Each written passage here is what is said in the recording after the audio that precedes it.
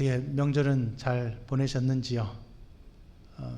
코로나19로 인하여서 우리가 이동하지 못하고 가정에서 아마 있었으리라 생각을 합니다. 다만 영상으로 그리운 얼굴들을 만나 뵙고 하는 것이 이번 명절의 특징이 아니었나 하는 그런 생각을 하기도 합니다. 참 안타깝고 아쉬운 명절이기는 하지만 그래도 하나님께서 이 명절을 또 지나게 하시고 또 이 주일을 맞이하여서 하나님을 예배할 수 있도록 은혜 베푸심에 또한 감사를 드립니다. 이 예배를 통하여서 하나님께서는 언제나 우리에게 은혜를 베푸시는 분이시고 예배의 중심을 신앙 생활을 할 수 있도록 우리를 늘 보호하시는 것이 얼마나 큰 복이 되는지요. 이것을 생각하면서 우리가 이 예배의 자리에 나왔고 또 이 예배의 자리에서 하나님의 말씀을 듣게 되었습니다. 그러면 이런 질문을 한번 해볼 수가 있습니다. 내가 신앙을 갖고 있다. 내가 이렇게 하나님을 예배하는 자리에 부름을 받았다. 그래서 나는 예배하는 자가 되었고 하나님을 높이는 자가 되었다. 그러면 내가 이 신앙을 갖고 있는 것과 내가 실제로 살아가고 있는 것과 어떤 연관이 있을까? 제가 자주 물었던 질문이기도 합니다. 신앙을 갖는 성도, 신앙을 가졌죠. 하나님께 받아서 내가 갖고 있어요. 이 믿음을 갖고 있는 성도가 실제로 현실의 삶에서 살아내는 방식이 무엇이겠느냐, 실제로 살아내는 것이 어떤 의미를 갖겠느냐 하는 것입니다. 어찌 보면은 이 신앙하는 것과 실제 삶에서 살아가는 것이 서로 완전히 다른 모습을 보일 때도 있고, 어느 때는 이게 엮여 있어서 신앙과 삶이 조화롭게 이루어갈 수도 있고, 또 어떤 경우에는 신앙이 삶을 덮어서 신앙만 나타날 때도 있고, 또 어느 때는 신앙이 삶 속에 감추어져서 삶이 드러남으로 말미암아 이분이 신앙을 갖고 있는지 의문을 가질 때도 있고 그렇습니다. 우리의 상황은 다 여러 가지 다 다릅니다.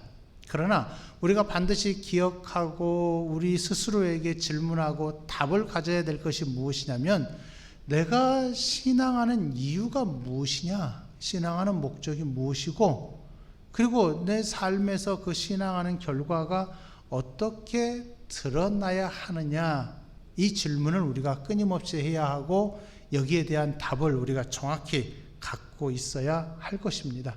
그래야 올 한 해 우리의 표어인 하나님의 평안을 누리는 교회, 하나님의 평안을 성도가 누린다 하는 것의 의미를 우리가 알 수 있게 되는 것이고, 이 평안을 누리는 성도로서의 삶을 우리가 온전히 누리며 즐기며 살아갈 수 있게 될 것입니다. 그렇게 될 때라야 내가 하나님의 백성이 되었음에 대한 자랑이 있게 되는 것이고, 하나님의 백성으로서 내가 현실의 삶에서도 당신의 능력으로 보호하심을 받아서 흔들림 없이 내가 힘있게 하나님과 동행하며 사는 즐거움을 누리게 될 것입니다. 그러면 이 답을 우리가 어디서 얻을 수 있습니까? 다 알고 계시겠죠? 그것은 바로 하나님의 말씀에 있는 것입니다. 우리가 하나님의 말씀을 배우는 이유가 여기에 있습니다. 어느 때는 우리가 하나님을 믿는 이 믿음을 놓칠 때가 있어요. 믿음이 사라지는 것이 아니라 이 믿음이 우리 속에 감추어져서 내가 현실의 삶에서 어느 때는 주눅이 들기도 하고 현실의 안타까움과 어려움으로 인하여서 이 믿음이 감추어져서 어려움이 더 클 때 그런 경우가 생길 수도 있단 말입니다. 그러면 그러한 때에 우리는 하나님의 평안을 누리지도 못하고 과연 하나님이 나에게 평안을 주시겠느냐 하는 그런 의문을 갖고 하나님 앞에 불평하기도 하고 하나님 앞에 한탄하기도 하고 그렇습니다. 그러나 신앙을 가진 성도라고 한다면은 한탄을 하는 것은 사실은 죄라는 생각을 가지셔야 됩니다. 하나님 앞에 불평을 하는 것도 죄라는 것을 분명히 인지하고 있어야 됩니다. 그래야 우리가 하나님 앞에서 신앙생활하는 것이 과연 어떤 의미이고 어떤 결과를 가지고 또 어떤 내용으로 어떤 방법으로 해야 되는가를 정확히 알아갈 수가 있게 되는 거지요. 그래서 우리가 하나님의 평안을 누리는 성도로서의 가져야 될 삶에 대해서 우리가 베드로전서를 통해서 배우고 있는데, 특별히 지지난주부터 시작하여서 우리는 개인의 경건의 삶과 관련된 두 가지를 배웠습니다. 그것 하나는 바로 거룩함이라고 하는 것이고 또 하나는 두려움이라고 하는 것입니다. 거룩함이라고 하는 것은 하나님께서 나를 죄된 자리에서, 죽어있던 자리에서 새로운 생명을 주시고 거기에서 건져내셔서 하나님의 자리로, 즉 구별된 자리로 나를 불러주셨음을 의미를 합니다. 그렇기 때문에 나는 세상 사람들과는 다른 존재이고 이제는 다른 방향으로 가고 있고 다른 삶의 방식을 갖고 사는 존재가 되었다는 것을 가르쳐 줍니다. 그리고 또 한 가지는 두려움이라고 하는 것인데, 이 두려움이라고 하는 것은 경외하다라는 의미를 갖고 있습니다. 무서워한다는 것이 아니라 높이는 자리에 내가 새롭게 세워졌다라고 하는 의미입니다. 그러면 누구를 높일 수 있느냐 하면 바로 하나님을 높이는 것입니다. 나는 하나님을 높이는 존재가 되었고 하나님의 은혜를 알고 있는 존재가 되었기 때문에 하나님을 높이는 것이 나에게 있어서 가장 큰 기쁨이 된다 하는 것을 인정하라라고 하는 것입니다. 이것이 바로 우리가 실제적인 신앙생활을 할 때에 두려움으로 지내라라는 명령인 것입니다. 그러나 우리의 신앙생활은 여기에서 그치지 않습니다. 우리는 언제든지 개인의 신앙을 바르게 세운 이후에 여기에서 한 걸음 더 나아가야 되는데 우리는 언제나 이 공동체로 부름을 받았다는 것입니다. 공동체 안에서 우리의 신앙이 어떻게 나타나야 되느냐, 이것에 사실은 더 집중해야 하는 거죠. 그래서 베드로를 통하여서 하나님께서 우리에게 또 다른 두 가지를 이제 권면을 하고 있는데, 오늘 본문을 통해서 우리에게 가르쳐 주는 바는 바로 사랑이라고 하는 것입니다. 오늘 제목도 그렇지요. 산 소망을 가진 성도의 삶이 무엇이냐, 그것이 표현이 될 때에는 바로 사랑으로 표현이 되더라 하는 것입니다. 그리고 다음 주에 배우겠지만은 2장 1절부터 3절의 말씀을 통하여서 베드로가 네 번째로 권면하고 있는 공동체 내에서의 성도의 신앙생활이라고 하는 것은 인자함을 베풀어야 한다라고 하는 것입니다. 그래서 세 번째, 네 번째 기억해야 될 두 단어는 바로 사랑과 인자라고 하는 것입니다. 그러면 하나님께서 우리에게 왜 이러한 사랑을 요구하고 계실까요? 이것은 다른 의미가 아니라 내가 하나님의 백성으로 부름을 받은 자리가 어떠한가를 생각을 해보면은 마땅히 우리가 성도와 성도 사이의 관계에서 이러한 사랑으로 섬기는 모습이 나와야 됨을 알 수가 있습니다. 우리는 지금 이 현대 사회를 살아가면서 굉장히 개인주의적인 사회에서 살아가고 있습니다. 어찌 보면은 좀 극단적으로 표현을 해보면요, 나밖에 모르는 시대를 지금 살아가고 있습니다. 그러다 보니까 교회로 부름을 받아서 예수 그리스도를 머리로 하고 그 몸을 이루고 있는 교회에서 한 사람 한 사람의 성도가 각자 교회의 지체가 되고 또 교회의 구성원이 되어서 그 몸을 만들어가고 있는데, 이 사상이 사실은 많이 사라지고 있습니다. 이것이 우리 성경을 통해서 배우는 교회론에서 가장 중요한 내용 가운데 하나입니다. 성도는 서로 교통하면서 교제를 나누면서 그 몸을 건강하게 만들어 가야 할 의무가 우리에게 주어져 있습니다. 우리가 신앙 고백할 때 사도신경으로 신앙 고백을 하잖아요. 그러면 사도신경을 통하여서 신앙 고백할 때 성령 하나님에 대해서 믿는다라고 고백을 하면서 우리가 고백하는 내용 가운데 하나가 무엇이냐면 성도가 서로 교통하는 것, 이것입니다. 성도가 서로 교통한다는 것은 서로 관계를 맺으면서 그 신앙을 서로 독려해주고 그 신앙을 서로 세워주고 이끌어주는 그런 관계를 의미를 합니다. 이런 관계가 사라져 버린다면은 사실은 엄밀한 의미에서는 그곳은 교회가 될 수가 없습니다. 그저 한 사람의 개인으로 와서 잠깐 예배에 참여하고 간다면은 그것은 교회 안에서 신앙 생활이라 할 수가 없는 것입니다. 왜요? 바로 성도의 교통이 없기 때문에 그렇습니다. 그런데 우리가 현대 사회의 영향을 많이 받다 보니까 개인주의로 이렇게 바뀌어 가다 보니까 그냥 나 혼자 신앙생활하면 되지, 하나님은 어디에 계시든지 어디에 계시니까 내가 여기에 가서 하든지 저기에 가서 예배드리든지 무슨 상관이 있겠느냐라고 무교회주의적인 발상을 하기도 하지만은, 사실은요, 하나님께서 우리 성도들에게 정하여 주신 교회가 있는 것이고, 그 정해 주신 교회 속에서 성도가 성도와 교통을 하면서 하나님께 받은 은혜를 서로 나누는 모습이 굉장히 중요하다라고 하는 것입니다. 이것이 사라져버리면은 우리의 신앙생활은 무위로 돌아갈 것이고, 아무 의미 없이 예배 자리에 왔다가 또 가는 그저 썬데이 크리스천에 불과할 뿐이 될 것입니다. 이렇다면은요, 그 신앙은 절대 설 수가 없습니다. 그 신앙은 성경이 말하는 대로 풍성하게 채워져 가고 만들어 갈 수가 없는 것입니다.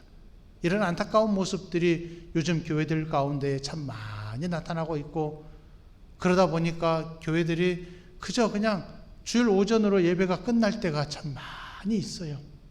자주 모이고 자주 교제하고 자주 사랑을 나누어야 하는데 이러한 모습들이 많이 사라져서 많이 안타깝기도 합니다. 물론 지금 현실에서는 코로나19로 인하여서 모이지 말라 하니까 굉장히 안타깝습니다. 그러나 그 와중에도 우리는 또 정부의 시책에 따라서 10%, 10%, 20% 좌석수에 따라서 우리가 예배하는 자리에 와서 이렇게 실제적으로 서로 얼굴을 맞대고 웃음을 나눌 수 있는 모습들이 있다는 것이 그나마 감사한 것입니다. 아예 정부에서 교회 문을 닫아버린다면은 우리가 성도의 교제를 나눌 수도 없는 것입니다. 그러나 하나님께서 우리에게 이렇게 예배하는 자리를 열어주셨기 때문에 우리가 예배할 수 있게 되고, 또 온라인으로도 예배할 수 있어서 함께 예배의 자리에 참여할 수 있다는 것이 얼마나 감사한 일인지요. 자, 그렇다면 이러한 사랑을 서로 나누고 이러한 성도의 교제를 나누는 그 근거가 어디에 있느냐? 바로 오늘 본문에 있다는 것입니다. 22절을 보게 되면은 23절의 상반절에서 말하고 있는 것과 같은 내용을 달리 말하고 있는 것을 볼 수가 있습니다. 22절 상반절을 보시면은 너희가 진리를 순종함으로 너희 영혼을 깨끗하게 하여 거짓이 없이 형제를 사랑하기에 이르렀다 했습니다. 진리를 순종한다는 것은 뭘 의미하느냐 하면 바로 진리 되시는 예수 그리스도를 따라가는 것을 의미를 합니다. 그래서 너희 영혼이 깨끗하게 되었다. 우리가 죽은 자 가운데에서 건짐을 받아서 거룩한 자리에 들어왔다라고 하는 것입니다. 그래서 우리가 거짓이 없이 하나님 앞에 설 수 있는 거룩한 백성이 되었다는 얘기예요. 그런데 23절에서 어떻게 말하고 있습니까? 너희가 거듭난 것은 썩어질 씨로 된 것이 아니요 썩지 아니할 씨로 된 것이다 했습니다. 썩어질 씨가 아니라 금방 사라질 것이 아니라 영원토록 썩지 아니하는 그 씨로 말미암아 너희가 구원의 자리에 들어왔다. 이렇게 우리에게 권면을 하고 있어요. 가르침을 주고 있어요. 그러면 베드로가 22절 상반절과 23절 상반절의 말씀 동일한 내용인데 이걸 간단하게 표현하면 너희가 죄 가운데서 죄의 문제를 해결받았고 죽은 자리에서 생명을 받아서 새로운 자리에 들어왔다. 한마디로 표현하면 뭐지요? 구원받았다 이 말입니다. 그런데 그 구원이 썩지 아니할 씨로 된 것이기 때문에 영원하다입니다. 너희가 이렇게 구원을 받았으니 무엇을 해야 마땅하냐? 22절 하반절에서 이렇게 말합니다. 마음으로 뜨겁게 서로 사랑하라. 이렇게 말하고 있어요. 마음으로 뜨겁게 서로 사랑하라. 그런데 마음으로 앞에 어떤 한 가지 단어가 번역이 되지 않았어요. 순수한 마음으로 이렇게 되어 있습니다. 이 순수한이라는 단어를 번역을 하지 않은 것은 아마도 이 권면 속에 이 순수함이 들어있기 때문에 하지 않았으리라 생각을 하는데, 새번역 성경을 보게 되면은 순결한이라는 말로 번역을 했어요. 그래서 순수한 마음이든지 순결한 마음이든지 중요한 것은 우리가 하나님 앞에서 깨끗하고 순수한 마음으로 성도를, 형제를 서로 사랑하라라는 권면을 지금 하고 있는 것입니다.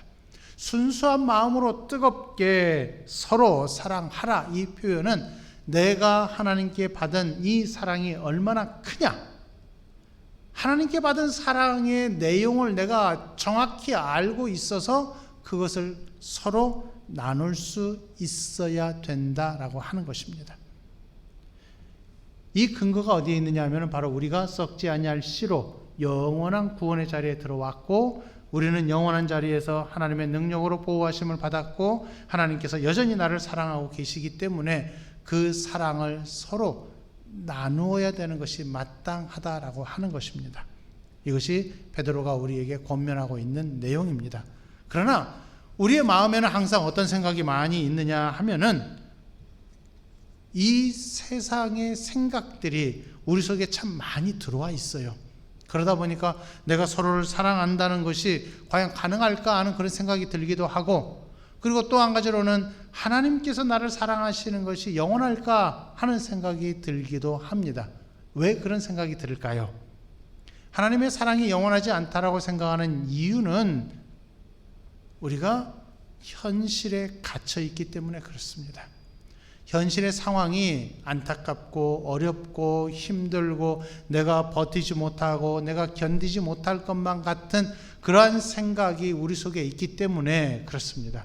처음에 말씀드렸던 것처럼 하나님의 사랑이 있는데, 그리고 내 신앙이 있는데 이 신앙이 현실의 문제로 닫혀 있기 때문에 이 신앙, 하나님을 믿는 이 믿음이 현실의 문제가 꽉 감싸 안고 있어서 신앙이 역사할 자리가 없는 겁니다. 그러다 보니까 현실의 문제 때문에 힘겨워하고 안타까워하면서 왜 하나님은 나를 사랑하시지 않을까? 왜 하나님은 나를 버리셨을까? 왜 하나님은 나를 이렇게 어려운 자리에 있게 하시고, 왜 하나님은 내 문제를, 내가 기도하고 있는데도 불구하고 하나님은 내 문제를 해결해 주지 않으실까 하는 이런 불평이 우리의 마음에서부터 계속 올라오고 있다라고 하는 것입니다. 이때 우리가 꼭 기억해야 될 것이 무엇이냐 하면은 썩지 아니할 씨로 우리를 구원하신 하나님의 은혜를 기억해야 하는 것이고, 또 24절과 25절에서 베드로가 이사야 40장 6절부터 8절까지의 말씀을 인용했는데, 이 말씀을 우리가 반드시 기억을 해야 합니다. 거기 보시면은요, 모든 육체는 풀과 같고 그 모든 영광은 풀의 꽃과 같으니 풀은 마르고 꽃은 떨어지되 오직 주의 말씀은 세세토록 있도다 했습니다. 자, 주의 말씀이 세세토록 있도다라고 하는 것은 하나님께서 약속하신 내용을 의미를 합니다. 구약에서부터, 즉 창세기부터 시작하여서 하나님께서 각 책들 속에 넣어두신 하나님의 약속의 말씀들이 계속 있어 왔어요. 그리고 그 모든 약속들은 누구를 가리키고 있느냐 하면은 당신의 독생자 예수 그리스도를 가리키고 있고, 그분께서 십자가에서 못 박혀 죽으심으로 말미암아 하나님께서 약속하신 그 말씀의 내용을 완벽하게 이루어 내셨다라고 하는 것입니다. 그런데 잘 생각을 해보십시오. 지금 이사야 선지자의 말씀을 인용을 하고 있는데, 이 말씀은 주전 6세기경에 이스라엘 백성들이 바벨론의 포로로 끌려갔다가 이제 하나님의 은혜로 회복이 되어서 다시 고향으로 돌아올 것이다 라는 내용의 예언입니다. 그러니까 사실은 이 24절과 25절에 기록되어 있는, 인용하고 있는 이사야의 예언은 주전 6세기에 있는 사람들에게 적용을 해야 될 거예요. 그런데 이 말씀을 지금 베드로는 누구에게 적용하고 있느냐 하면은 주후 1세기, 그러니까 이 편지를 쓴 때가 AD 한 64년, 63년 경이기 때문에 예수님 승천하시고 나서 한 35년 정도가 흘렀단 말입니다. 그러면 그 30년의 어간 동안에 이미 복음을 들은 사람들이 있는데, 복음을 들었으면은 좀 무언가 문제가 잘 풀려나가야 되는데 이들은 지금 흩어져 버렸어요. 그 지금 터키 지역인 소아시아 지역으로 강제로 이주를 당하여서 자기 고향이 아닌 타양에서 흩어진 나그네로 살아갈 수밖에 없고, 거기서 잠시 거류민으로 나그네로 살아갈 수밖에 없는 그런 상황이 처해 있단 말입니다. 그런데 그들에게 베드로가 주전 6세기에 하나님께서 말씀하셨던 예언을 그들에게 지금 적용하고 있어요. 그러면 주전 6세기나 주 1세기나 하나님께서 말씀하시고 하나님께서 역사하시는 내용은 다르지 않다라는 것을 여기서 우리가 알 수가 있겠죠. 그만큼 중요한 것은 하나님은 변함없이 여전히 썩지 아니할 씨로 우리를 구원하시고 또 구원해내시고 또 그 구원을 이루어 가실 뿐만 아니라 보존하여 가신다라고 하는 것을 분명하게 보여주고 있는 것입니다. 그렇기 때문에 우리가 세상의 어떤 영향을 받아서 안타까움 속에서 불평함이 있고 이 사랑이 과연 있을까 염려할 때마다 우리가 다시 하나님의 말씀으로 돌아와서 이 말씀을 기억하면서 하나님이 나에게 주신 이 은혜, 이 놀라우신 은총, 긍휼, 자비, 인자하심이 얼마나 크냐. 변함없으신 분이 나를 그렇게 붙들고 계시는데 내가 이 놀라우신 하나님의 사랑을 놓칠 수냐? 놓칠 수 없다라고 하는 것을 우리가 다시금 돌아와야 되는 것입니다. 그것이 바로 25절에서 오직 주의 말씀은 세세토록 있도다라고 이사야의 말씀을 인용한 이유가 되는 것입니다. 그래서 22절 상반절, 23절 상반절에서 하나님께서 약속하신 대로 변함없으신 분이 우리를 구원하셨는데 그 구원의 근거가 무엇이냐? 하나님께서 우리를 사랑하시기 때문이다라고 하는 것입니다. 그리고 그렇게 사랑을 받은 성도들이 여기에 모여 있으니까 너희가 어떠해야 마땅하냐? 한마디입니다. 마음으로 뜨겁게 서로 사랑하라. 이것입니다. 이게 이제 신앙의 결과가 되는 것입니다.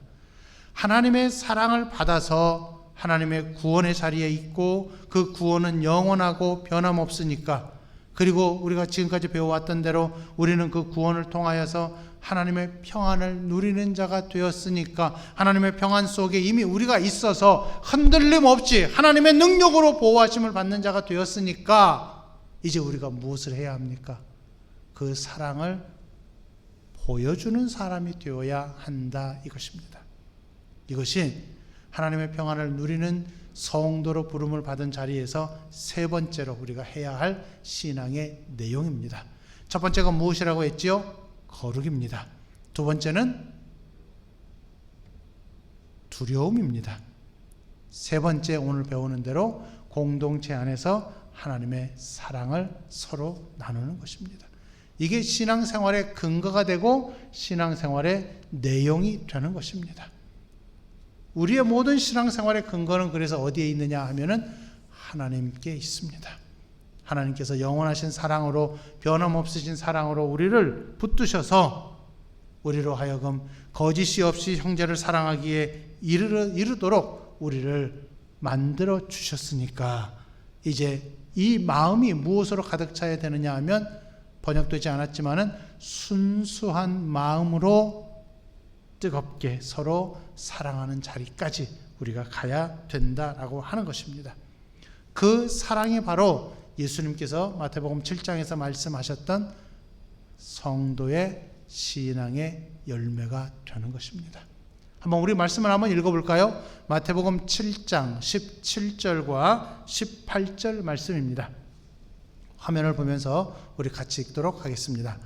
이와 같이 좋은 나무마다 아름다운 열매를 맺고 못된 나무가 나쁜 열매를 맺나니 좋은 나무가 나쁜 열매를 맺을 수 없고 못된 나무가 아름다운 열매를 맺을 수 없느니라. 아멘.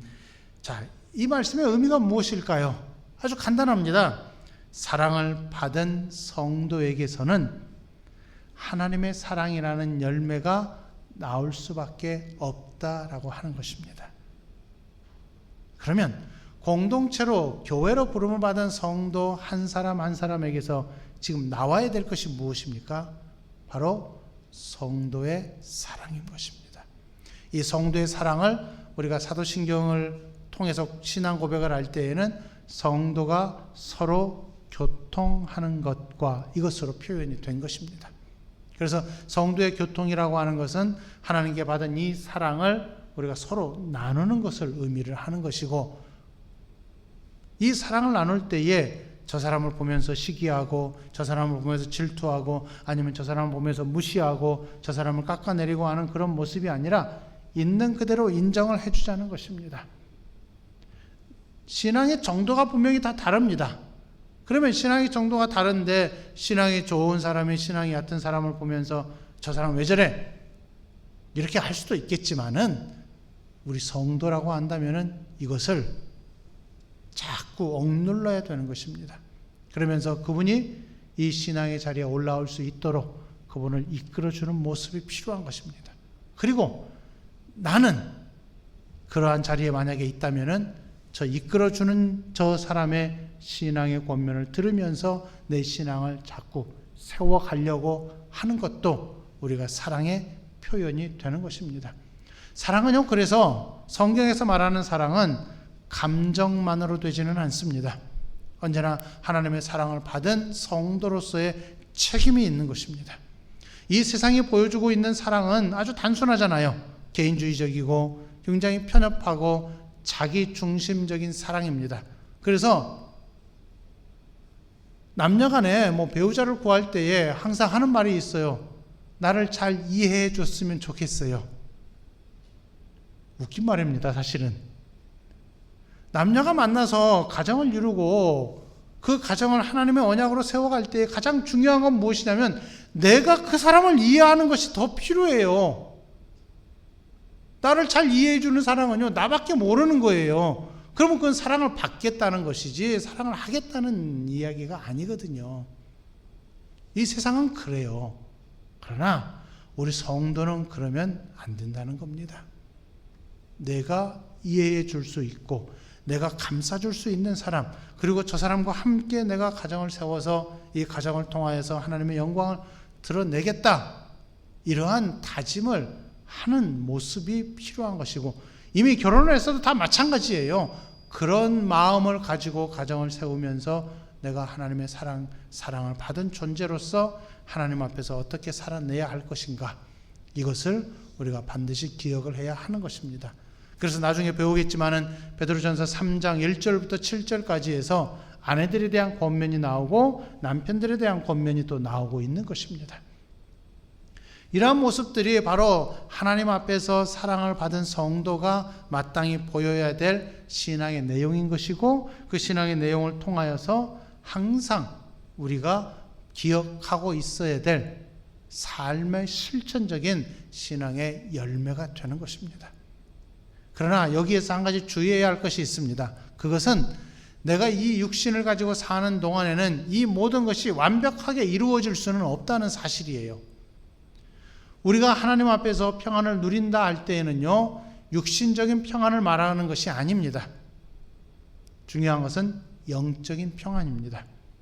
왜냐하면 내가 육신에 아직은 갇혀 있기 때문에 이 육신의 삶을 사는 동안에는 흩어진 나그네일 수밖에 없는 것이고 거류민일 수밖에 없는 거예요. 우리의 시민권은 하늘에 있기 때문에 그 시민권을 받으러 가는 이 길에서는 우리가 철로역정에서 말하고 있는 것처럼 여러 가지 유혹들도 만날 수가 있는 것이고 여러 가지 힘든 여정들을 지날 수밖에 없습니다. 그래서 우리의 평안은 영적인 것이고, 이 육신의 평안이라고 하는 것은 어느 때는 있기도 하고 어느 때는 없기도 하고 그렇습니다. 이것을 염두에 둘 때 우리가 하나님께 받은 사랑이 어떻게 표현이 되어야 한다는 것은 정확히 나타날 수가 있습니다. 그건 다른 것이 아니에요. 영적으로 서로 기도해 주는 모습 속에서 우리가 사랑을 표현할 수가 있는 것이고, 우리가 감싸 안아주는 모습 속에서, 견디어 주는 모습 속에서 우리가 이 사랑을 성도 간에 서로 표현을 할 수가 있는 것입니다. 다만 아이고 어떻게 안타까워하는 그런 안타까움의 마음만을 표현하는 것이 사랑의 표현으로 끝나는 것이 아니라는 것입니다. 인내하면서 그 사람을 기다려주는 모습까지도 필요한 것이고, 내 신앙이 이 정도로 와 있다면 저 사람을 여기까지 이끌어줄 수 있는 모습들이 필요한 것이고, 여러분들이 그러한 권면을 들었다면 그 권면을 내가 마음에 새기고 그 권면을 내가 따라가리라 다짐하는 모습도 아까 말씀드렸던 대로 사랑의 표현이 되는 것입니다.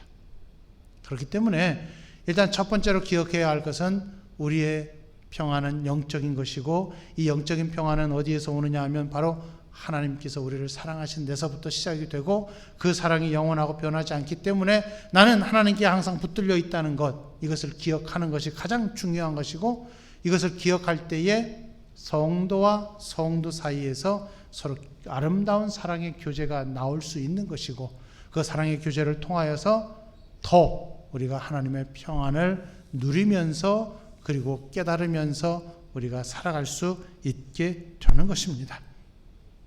이것이 바로 오늘 세 번째로 베드로가 우리에게 이 공동체 내에 권면해 주고 있는 내용입니다. 22절 하반절을 다시 보십시오.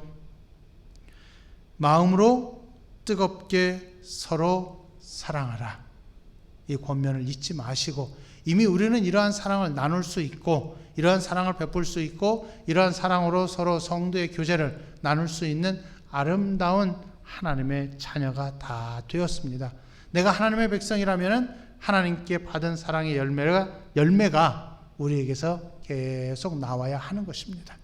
이것이 바로 우리에게 요구되고 있는 하나님의 사랑을 나누는 성도의 모습이라는 것을 기억을 하시면서, 이 모든 권면의 근거가 바로 하나님의 사랑에 있다는 것 잊지 마시고, 저와 여러분은 이미 하나님의 사랑을 받았습니다. 하나님의 사랑을 받았고 이 사랑으로 이미 평안의 자리에 들어와 있다는 것 잊지 마시고, 언제든지 평안함 속에서 하나님의 사랑으로 성도와 성도 사이에서 이러한 사랑의 교제가 더욱 가득하기를 간절히 바라겠습니다. 기도하겠습니다.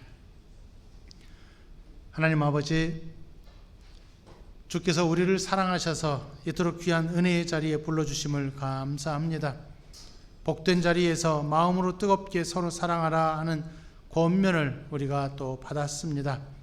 성도라면 마땅히 이 사랑을 풍성하게 드러내야 할 것임을 배웠사오니, 하나님의 평안을 누리는 성도로서 우리가 이제 더욱 형제를 사랑하며 섬길 수 있는 아름다운 사랑의 모습이 우리 안에 가득하도록 은혜를 베풀어 주옵소서. 하나님 아버지, 이미 우리가 복된 존재가 되었음을 잊지 않게 하옵소서. 복된 자리에서 하나님의 사랑을 힘입어서 서로를 섬길 뿐만 아니라 이 땅의 삶에서 힘겹고 어렵다 할지라도 이미 우리는 평안을 누리는 자이고 하나님의 사랑을 받은 자임을 기억하면서 감사함으로 이 사랑을 드러낼 수 있도록 도와 주옵소서.